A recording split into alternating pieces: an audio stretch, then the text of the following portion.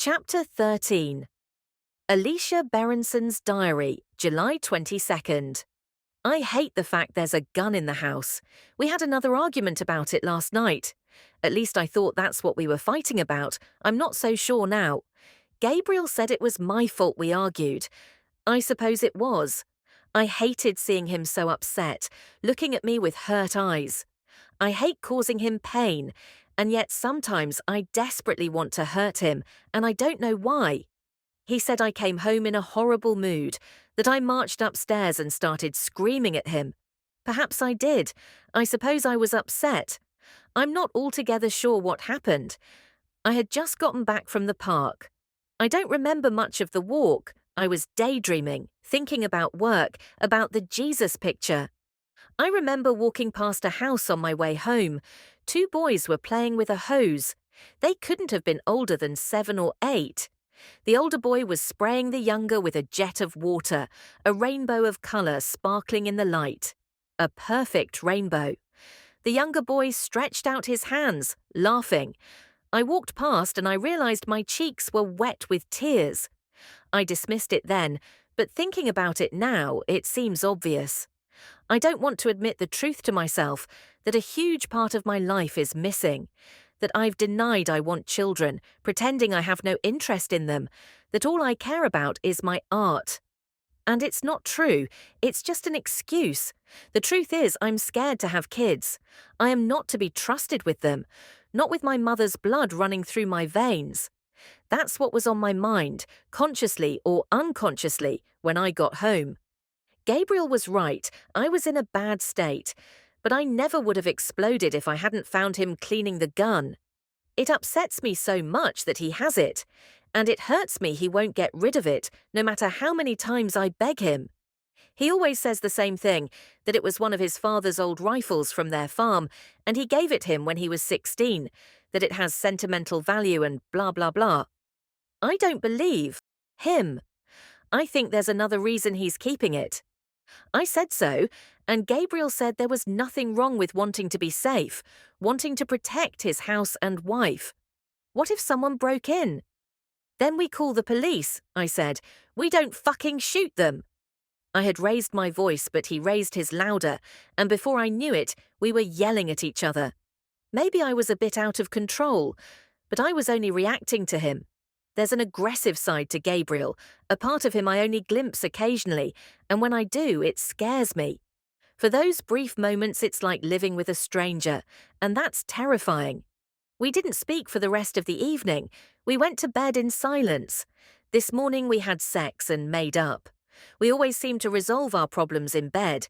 It's easier somehow, when you're naked and half asleep under the covers, to whisper, "I'm sorry," and mean it. All defenses and bullshit justifications are discarded, lying in a heap on the floor with our clothes. Maybe we should make it a rule to always conduct arguments in bed. He kissed me. I love you. I'll get rid of the rifle, I promise. No, I said. It doesn't matter. Forget it. It's okay. Really. Gabriel kissed me again and pulled me close. I held on to him, laying my naked body on his. I closed my eyes and stretched out on a friendly rock that was molded to my shape, and I felt at peace at last. July 23rd. I'm writing this in Café del Artista. I come here most days now. I keep feeling the need to get out of the house. When I'm around other people, even if it's only the bored waitress in here, I feel connected to the world somehow, like a human being. Otherwise, I'm in danger of ceasing to exist, like I might disappear. Sometimes I wish I could disappear, like tonight. Gabriel has invited his brother over for dinner. He sprung it on me this morning. We've not seen Max in ages, he said. Not since Joel's housewarming. I'll do a barbecue. Gabriel looked at me strangely. You don't mind, do you? Why would I mind? Gabriel laughed. You're such a bad liar, you know that? I can read your face like a very short book. And what does it say? That you don't like Max. You never have. That's not true. I could feel myself going red. I shrugged and looked away. Of course I like Max. It'll be nice to see him. When are you going to sit for me again? I need to finish the picture. Gabriel smiled. How about this weekend? And about the painting? Do me a favor. Don't show Max, all right? I don't want him to see me as Jesus. I'll never live it down. Max won't see it. It's not ready yet. And even if it were, Max is the last person I want in my studio. I thought that, but didn't say it. I'm dreading going home now. I want to stay here in this air-conditioned cafe and hide until Max has left.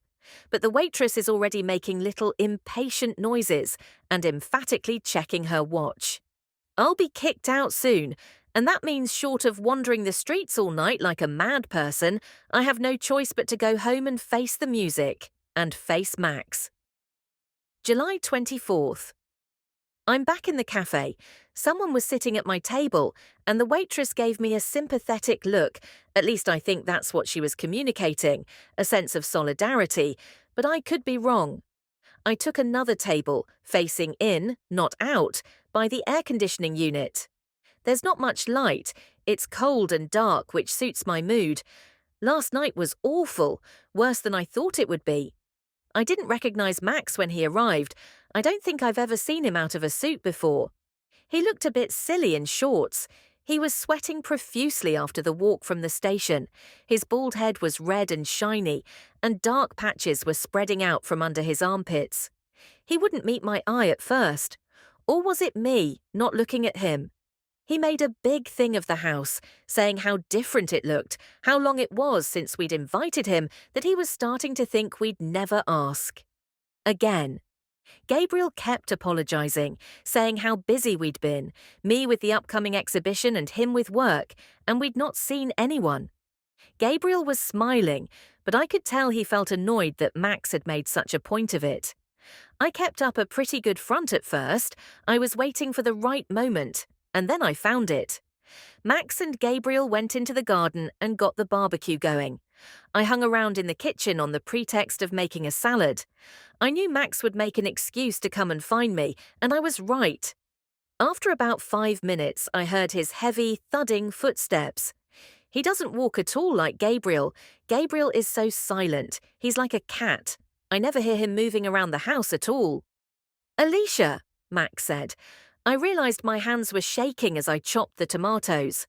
I put down the knife. I turned around to face him. Max held up his empty beer bottle and smiled. He still wouldn't look at me. "I've come for another." I nodded. I didn't say anything. He opened the fridge and took out another beer. He looked around for the opener. I pointed at it on the counter. He gave me a funny smile as he opened the beer, like he was going to say something, but I beat him to it. "I'm going to tell Gabriel what happened. I thought you should know." Max stopped smiling. He looked at me for the first time with snake-like eyes. "What?" "I'm telling Gabriel about what happened at Joel's." "I don't know what you're talking about." "Don't you?" "I don't remember. I was rather drunk, I'm afraid." "Bullshit. It's true." "You don't remember kissing me. You don't remember grabbing me." "Alicia, don't." "Don't what? Make a big deal out of it. You assaulted me." I could feel myself getting angry. It was an effort to control my voice and not start shouting. I glanced out the window. Gabriel was at the end of the garden, standing over the barbecue. The smoke and the hot air distorted my view of him, and he was all bent out of shape. "He looks up to you," I said. "You're his older brother. He's going to be so hurt when I tell him." "Then don't. There's nothing to tell him. He needs to know the truth. He needs to know what his brother is really like. You—" Before I could finish, Max grabbed my arm hard and pulled me towards him. I lost my balance and fell onto him. He raised his fist and I thought he was going to punch me. "I love you," he said. "I love you, I love you, I love—" Before I could react, he kissed me. I tried to pull away, but he wouldn't let me. I felt his rough lips all over mine, and his tongue pushing its way into my mouth. Instinct took over. I bit his tongue as hard as I could. Max cried out and shoved me away. When he looked up, his mouth was full of blood. "Fucking bitch!" His voice was garbled, his teeth red. He glared at me like a wounded animal. I can't believe Max is Gabriel's brother. He has none of Gabriel's fine qualities, none of his decency, none of his kindness. Max disgusts me, and I said so. Alicia, don't say anything to Gabriel, he said. I mean it. I'm warning you. I didn't say another word. I could taste his blood on my tongue, so I turned on the tap and rinsed my mouth until it was gone. Then I walked out into the garden. Occasionally, I sensed Max staring at me over dinner. I'd look up and catch his eye, and he'd look away. I didn't eat anything. The thought of eating made me sick. I kept tasting his blood in my mouth. I don't know what to do. I don't want to lie to Gabriel, nor do I want to keep it a secret. But if I tell Gabriel, he'll never speak to Max again. It would devastate him to know he'd misplaced his trust in his brother. Because he does trust Max. He idolizes him. And he shouldn't. I don't believe that Max is in love with me. I believe he hates Gabriel, that's all. I think he's madly jealous of him. And he wants to take everything that belongs to Gabriel, which includes me. But now that I've stood up to him, I don't think he'll bother me again, at least I hope not. Not for a while, anyway. So, for the moment, I'm going to remain silent. Of course, Gabriel can read me like a book, or maybe I'm just not a very good actress. Last night, as we were getting ready for bed, he said I'd been weird the whole time Max was there. I was just tired. No, it was more than that. You were so distant. You might have made more of an effort. We barely ever see him. I don't know why you have such a problem with him. I don't. It was nothing to do with Max. I was distracted. I was thinking about work. I'm behind with the exhibition. It's all I can think about. I said this with as much conviction as I could muster. Gabriel gave me a disbelieving look, but he let it go for the moment. I'll have to face it again next time we see Max, but something tells me that won't be for a while. I feel better for having written this down. I feel safer somehow, having it on paper. It means I have some evidence, some proof. If it ever comes to that. July 26. It's my birthday today. I'm 33 years old. It's strange. It's older than I ever saw myself as being. My imagination only ever extended this far. I've outlived my mother now. It's an unsteady feeling, being older than she was. She got to 32, and then she stopped. Now I've outlived her, and won't stop. I will grow older and older, but she won't. Gabriel was so sweet this morning. He kissed me awake and presented me with 33 red roses. They were beautiful. He pricked his finger on one of the thorns, a blood-red teardrop. It was perfect. Then he took me for a picnic in the park for breakfast. The sun was barely up, so the heat wasn't unbearable. A cool breeze was coming off the water, and the air smelled of cut grass. We lay by the pond under a weeping willow, on the blue blanket we bought in Mexico. The willow branches formed a canopy over us, and the sun burned hazily through the leaves.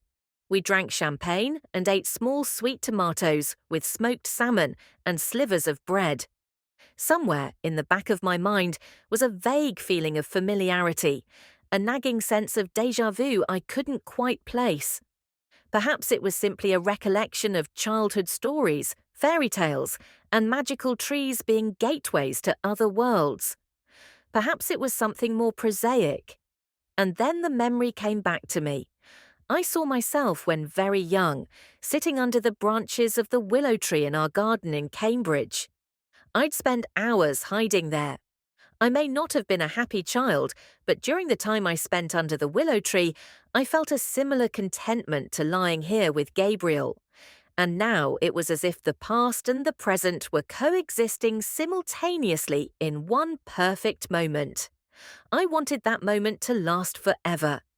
Gabriel fell asleep, and I sketched him, trying to capture the dappled sunlight on his face. I did a better job with his eyes this time. It was easier because they were closed, but at least I got their shape right. He looked like a little boy, curled up asleep and breathing gently, crumbs around his mouth. We finished the picnic, went home, and had sex. And Gabriel held me in his arms and said something astonishing. "Alicia, darling, listen. There's something on my mind I want to talk to you about." The way he said it made me instantly nervous. I braced myself, fearing the worst. Go on. I want us to have a baby. It took me a moment to speak. I was so taken aback I didn't know what to say. But you didn't want any children. You said, forget that. I changed my mind. I want us to have a child together. Well, what do you say? Gabriel looked at me hopefully, expectantly, waiting for my response. I felt my eyes welling up with tears. Yes, I said, yes, yes, yes. We hugged each other and cried and laughed. He's in bed now, asleep. I had to sneak away and write all this down. I want to remember this day for the rest of my life, every single second of it. I feel joyous. I feel full of hope. Chapter 14. I kept thinking about what Max Berenson had said about Alicia's suicide attempt following her father's death. There was no mention of it in her file, and I wondered why. I rang Max the next day, catching him just as he was leaving the office. I just want to ask you a couple more questions if you don't mind. I'm literally walking out of the door. This won't take long. Max sighed and lowered the phone to say something unintelligible to Tanya. 5 minutes, he said. That's all you get. Thanks, I appreciate it. You mentioned Alicia's suicide attempt. I was wondering which hospital treated her. She wasn't admitted to hospital. She wasn't? She recovered at home. My brother looked after her. But surely she saw a doctor. It was an overdose, you said. Yes, and of course Gabriel got a doctor over, and the doctor, agreed to keep it quiet. Who was the doctor? Do you remember his name? There was a pause as Max thought for a moment.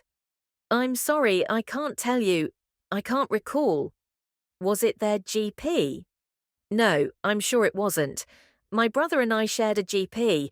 I remember Gabriel made a point of asking me not to mention it to him. And you're sure you can't remember a name? I'm sorry, is that all? I have to go. Just one more thing. I was curious about the terms of Gabriel's will. A slight intake of breath, and Max's tone instantly sharpened. His will? I really don't see the relevance. Was Alicia the main beneficiary? I must say I find that rather an odd question. Well, I'm trying to understand. Understand what? Max went on without waiting for a reply, sounding annoyed. I was the main beneficiary. Alicia had inherited a great deal of money from her father, so Gabriel felt she was well provided for, and so he left the bulk of his estate to me. Of course, he had no idea his estate would become so valuable after his death. Is that it? And what about Alicia's will? When she dies, who inherits? That, Max said firmly, is more than I can tell you. And I sincerely hope this will be our last conversation. There was a click as he hung up. But something in his tone told me this wouldn't be the last I'd hear from Max Berenson. I didn't have to wait long.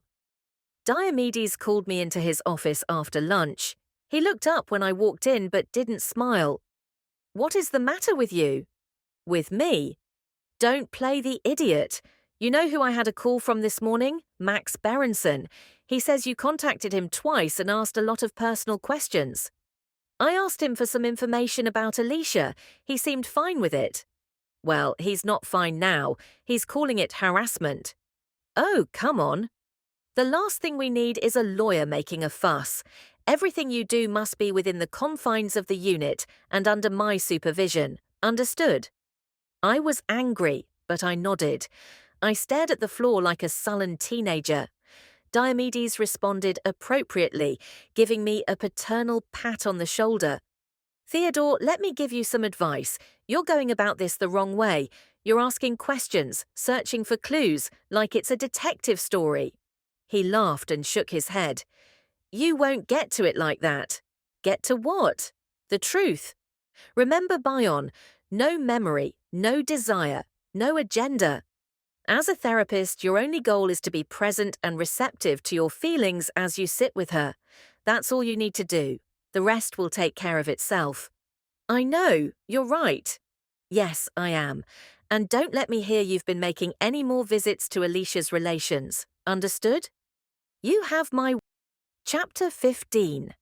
That afternoon, I went to Cambridge to visit Alicia's cousin, Paul Rose.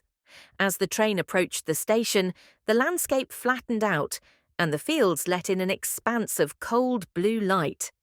I felt glad to be out of London. The sky was less oppressive, and I could breathe more easily. I left the train along with a trickle of students and tourists, using the map on my phone to guide me.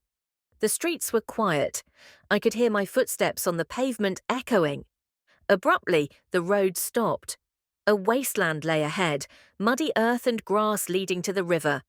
Only one house stood alone by the river, obstinate and imposing, like a large red brick thrust into the mud. It was ugly, a Victorian monster. The walls were overgrown with ivy, and the garden had been overtaken by plants, weeds mostly. I got the sense of nature encroaching, reclaiming territory that had once been hers. This was the house where Alicia had been born. It was where she spent the first 18 years of her life. Within these walls her personality had been formed. The roots of her adult life, all causes and subsequent choices, were buried here. Sometimes it's hard to grasp why the answers to the present lie in the past. A simple analogy might be helpful. A leading psychiatrist in the field of sexual abuse once told me she had, in 30 years of extensive work with paedophiles, never met one who hadn't himself been abused as a child.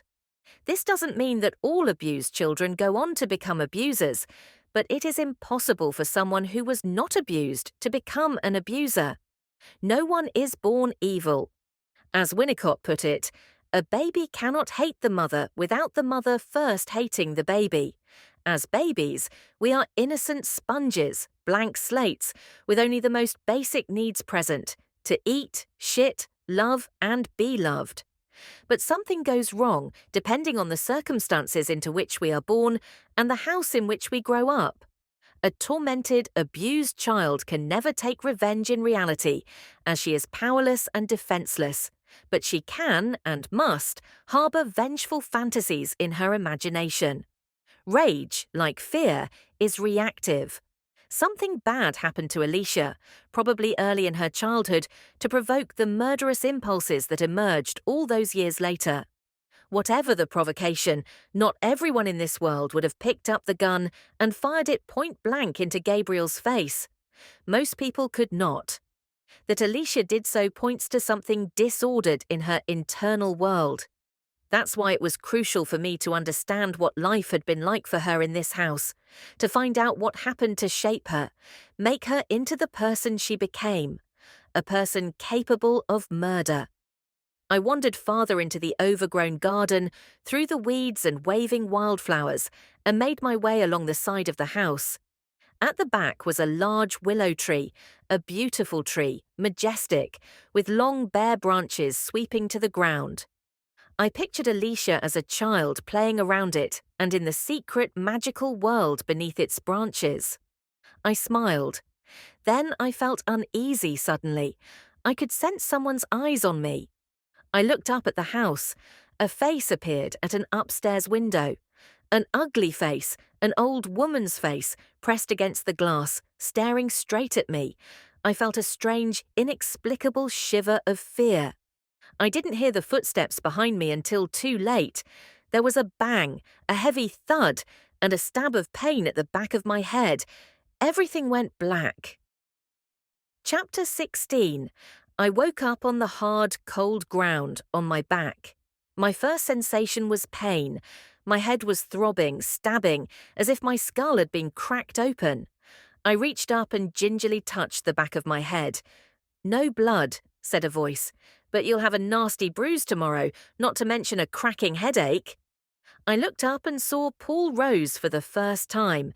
He was standing above me, holding a baseball bat. He was about my age, but taller and broad with it. He had a boyish face and a shock of red hair, the same colour as Alicia's. He reeked of whiskey. I tried to sit up but couldn't quite manage it. "Better stay there, recover for a sec." "I think I've got concussion." "Possibly." "What the fuck did you do that for?" "What did you expect, mate? I thought you were a burglar." "Well, I'm not." "I know that now. I went through your wallet." You're a psychotherapist. He reached into his back pocket and pulled out my wallet. He tossed it at me. It landed on my chest. I reached for it. I saw your ID. You're at that hospital, the Grove. I nodded, and the movement made my head throb. Yes. Then you know who I am. Alicia's cousin? Paul rose. He held out his hand. Here, let me help you up. He pulled me to my feet with surprising ease. He was strong. I was unsteady on my feet. You could have killed me, I muttered. Paul shrugged. You could have been armed. You were trespassing. What did you expect? Why are you here? I came to see you. I grimaced in pain. I wish I hadn't. Come in, sit down for a second. I was in too much pain to do anything other than go where he led me. My head was throbbing with every step. We went inside the back door. The inside of the house was just as dilapidated as the outside. The kitchen walls were covered with an orange geometric design that looked 40 years out of date. The wallpaper was coming away from the wall in patches, curling, twisting, and blackening as if it were catching fire. Mummified insects were hanging suspended from cobwebs in the corners of the ceiling. The dust was so thick on the floor it looked like a dirty carpet. And an underlying odour of cat piss made me feel sick. I counted at least 5 cats around the kitchen, sleeping on chairs and surfaces. On the floor, open plastic bags overflowed with stinking tins of cat food. Sit down, I'll make some tea. Paul leaned the baseball bat against the wall by the door. I kept my eye on it. I didn't feel safe around him. Paul handed me a cracked mug full of tea. Drink this. You have any painkillers? I've got some aspirin somewhere. I'll have a look. Here. He showed me a bottle of whiskey. This'll help. He poured some of the whiskey into the mug. I sipped it.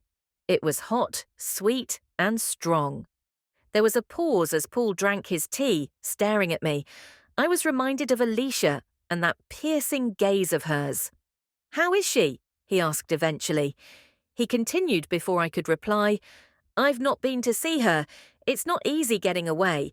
Mum's not well. I don't like to leave her alone. I see. When was the last time you saw Alicia? Oh, years. Not for a long while. We lost touch. I was at their wedding, and I saw her a couple of times after that, but Gabriel was quite possessive, I think. She stopped calling anyway once they got married, stopped visiting. Mum was pretty hurt, to be honest. I didn't speak. I could hardly think, with the throbbing in my head. I could feel him watching me. So what did you want to see me for? Just some questions. I wanted to ask you about Alicia, about her childhood. Paul nodded and poured some whiskey into his mug. He seemed to be relaxing now. The whiskey was having an effect on me too, taking the edge off my pain, and I was thinking better. Stay on track, I told myself. Get some facts, then get the hell out of here. You grew up together? Paul nodded. Mum and I moved in when my dad died. I was about 8 or 9. It was only meant to be temporary, I think, but then Alicia's mother was killed in the accident, so Mum stayed on to take care of Alicia and Uncle Vernon. Vernon Rose, Alicia's father. Right. And Vernon died here a few years ago? Yes, several years ago. Paul frowned. He killed himself, hanged himself. Upstairs in the attic. I found the body. That must have been terrible. Yeah, it was tough. On Alicia mostly. Come to think of it, that's the last time I saw her. Uncle Vernon's funeral. She was in a bad way. Paul stood up. You want another drink? I tried to refuse, but he kept talking as he poured more whiskey. I never believed it, you know, that she killed Gabriel. It didn't make any sense to me. Why not? Well, she wasn't like that at all. She wasn't a violent person. She is now, I thought. But I didn't say anything. Paul sipped his whiskey. She's still not talking. She's still not talking. It doesn't make sense. None of it. You know, I think she was... We were interrupted by a thumping, a banging on the floor above. There was a muffled voice, a woman's voice. Her words were unintelligible. Paul leapt to his feet. Just a sec. He walked out. He hurried to the foot of the stairs. He raised his voice. "Everything all right, Mum?" A mumbled response that I couldn't understand came from upstairs. "What? Oh, all right, just a minute." He sounded uneasy. Paul glanced at me across the hallway, frowning. He nodded at me. "She wants you to go up." Chapter 17. Steadier on my feet, but still feeling faint, I followed Paul as he thudded up the dusty staircase. Lydia Rose was waiting at the top. I recognized her scowling face from the window. She had long white hair, spreading across her shoulders like a spider's web. She was enormously overweight, a swollen neck, fleshy forearms, massive legs like tree trunks. She was leaning heavily on her walking stick, which was buckling under her weight and looked like it might give way at any moment. "Who is he? Who is he?" Her shrill question was directed to Paul, even though she was staring at me. She didn't take her eyes off me. Again, the same intense gaze I recognized from Alicia. Paul spoke in a low voice. "Mum, don't get upset. He's Alicia's therapist, that's all, from the hospital. He's here to talk to me." "You? What does he want to talk to you for? What have you done?" "He just wants to find out a bit about Alicia." "He's a journalist, you fucking idiot." Her voice approached a shriek. "Get him out." "He's not a journalist. I've seen his ID, all right. Now come on, Mum, please. Let's get you back to bed." Grumbling, she allowed herself to be guided back into her bedroom. Paul nodded at me to follow. Lydia flopped back with a deep thud. The bed quivered as it absorbed her weight. Paul adjusted her pillows. An ancient cat lay asleep by her feet, the ugliest cat I'd ever seen, battle-scarred, bald in places, one ear bitten off. It was growling in its sleep. I glanced around the room. It was full of junk, stacks of old magazines and yellowing newspapers, piles of old clothes. An oxygen canister stood by the wall, and a cake tin full of medications was on the bedside table. I could feel Lydia's hostile eyes on me the whole time. There was madness in her gaze. I felt quite sure of that. "What does he want?" Her eyes darted up and down feverishly as she sized me up. "Who is he?" "I just told you, Mum. He wants to know some background on Alicia to help him treat her. He's her psychotherapist." Lydia left no doubt about her opinion of psychotherapists. She turned her head, cleared her throat, and spat onto the floor in front of me. Paul groaned. "Mum, please, shut up." Lydia glared at me. "Alicia doesn't deserve to be in hospital." "No," I said. "Where should she be?" "Where do you think?" "Prison." Lydia eyed me scornfully. "You want to hear about Alicia? I'll tell you about her. She's a little bitch. She always was, even as a child." I listened, my head throbbing, as Lydia went on with mounting anger. "My poor brother Vernon. He never recovered from Eva's death. I took care of him. I took care of Alicia. And was she grateful?" Obviously, no response was no required, not that Lydia waited for one. "You know how Alicia repaid me, all my kindness. Do you know what she did to me?" "Mum, please." "Shut up, Paul."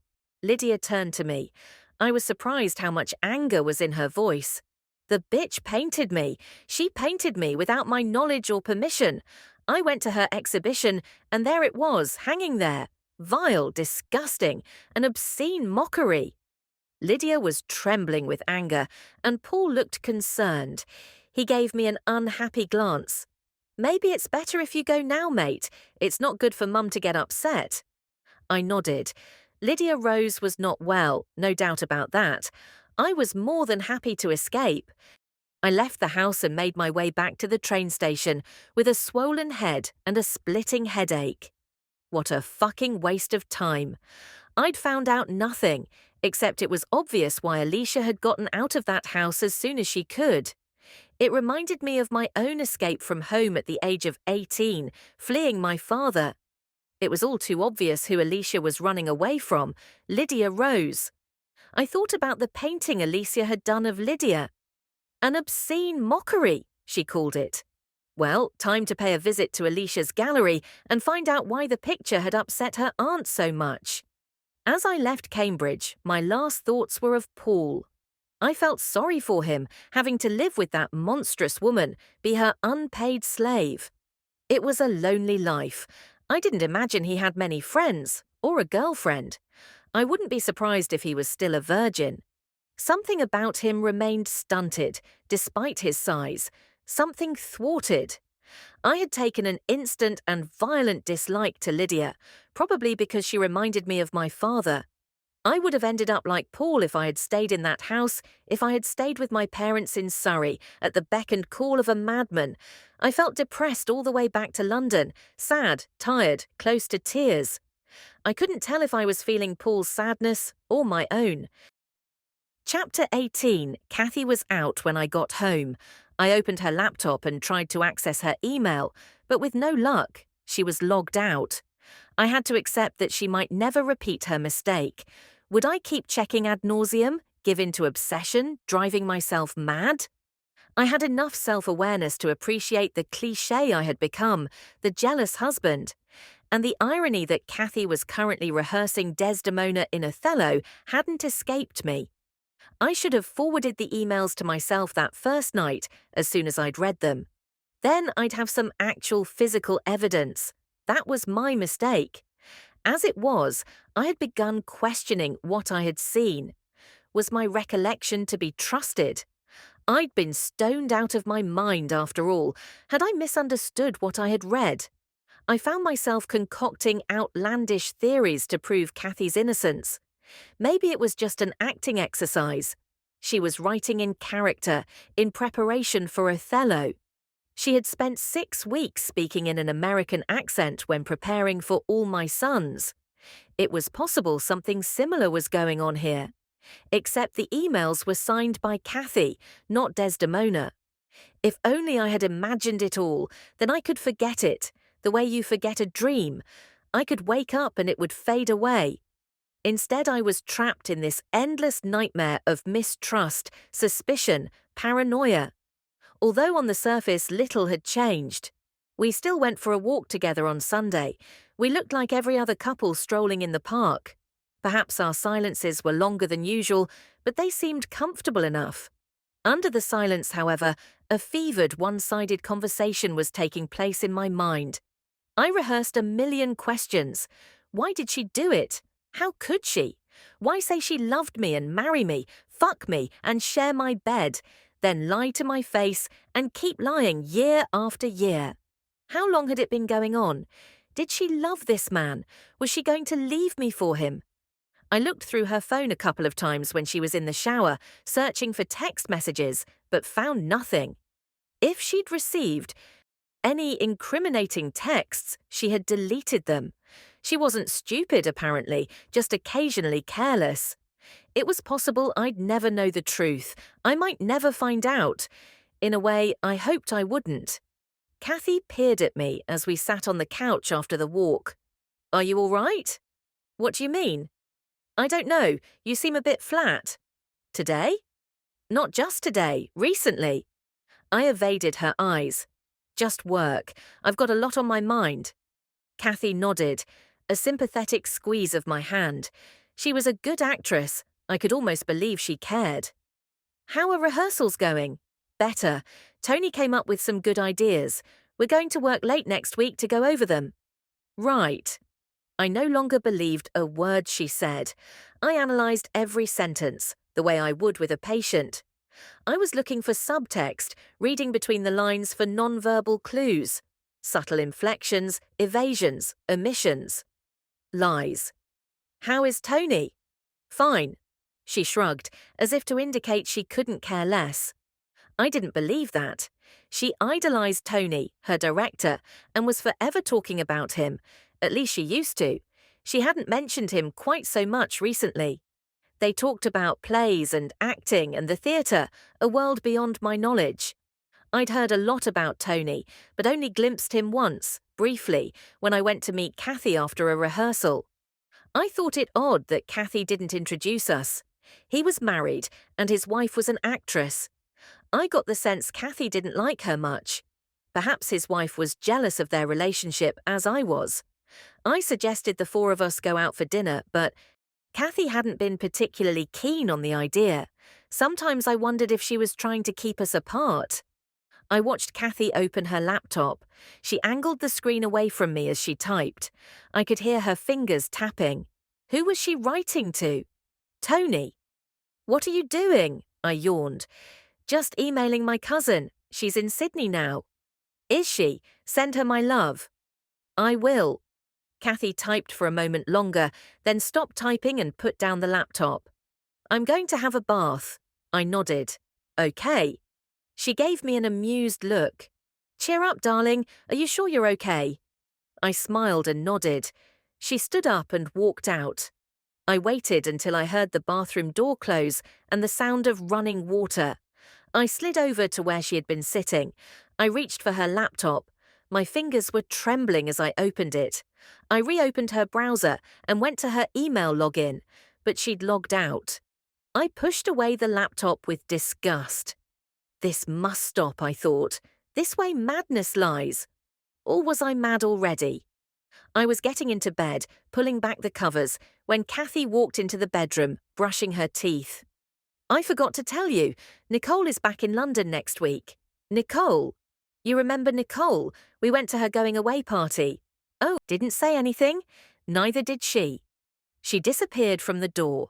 I could hear her in the bathroom, spitting out the toothpaste and rinsing her mouth. Perhaps there was nothing to it.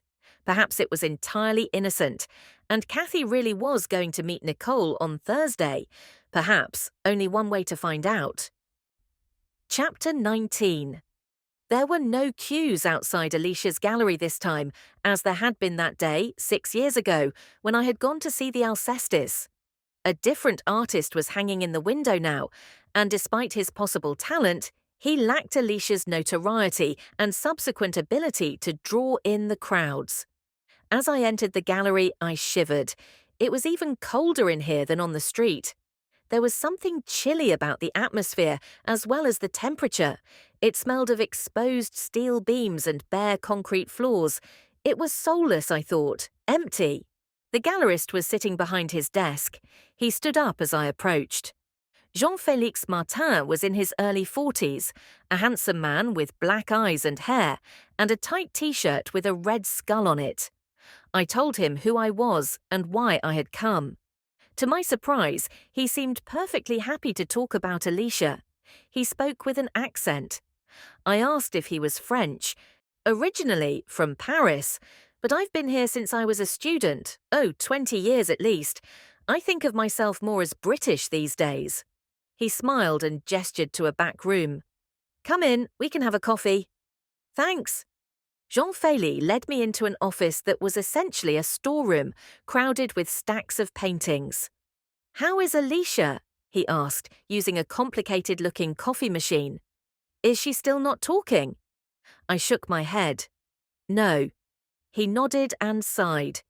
So sad. Won't you sit down? What do you want to know? I'll do my best to answer truthfully. Jean-Félix gave me a wry smile, tinged with curiosity. Although I'm not entirely sure why you've come to me.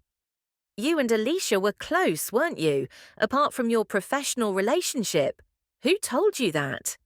Gabriel's brother, Max Berenson. He suggested I talk to you. Jean-Félix rolled his eyes. Oh, so you saw Max, did you? What a bore. He said it with such contempt I couldn't help laughing. You know Max Berenson? Well enough, better than I'd like. He handed me a small cup of coffee. Alicia and I were close, very close. We knew each other for years, long before she met Gabriel. I didn't realize that. Oh, yes, we were at art school together, and after we graduated, we painted together. You mean you collaborated? Well, not really. Jean-Félix laughed. I mean, we painted walls together, as house painters. I smiled. Oh, I see. It turned out I was better at painting walls than paintings, so I gave up about the same time as Alicia's art started to really take off. And when I started running this place, it made sense for me to show Alicia's work. It was a very natural, organic process. Yes, it sounds like it. And what about Gabriel? What about him? I sensed a prickliness here, a defensive reaction that told me this was an avenue worth exploring. Well, I wonder how he fit into this dynamic. Presumably you knew him quite well. Not really. No? No. Jean-Félix hesitated a second. Gabriel didn't take time to know me. He was very caught up in himself. Sounds like you didn't like him. I didn't particularly. I don't think he liked me. In fact, I know he didn't. Why was that? I have no idea. Do you think perhaps he was jealous of your relationship with Alicia? Jean-Félix sipped his coffee and nodded. Yes, possibly. He saw you as a threat, perhaps. You tell me. Sounds like you have all the answers. I took the hint. I didn't push it any further. Instead, I tried a different approach. You saw Alicia a few days before the murder, I believe.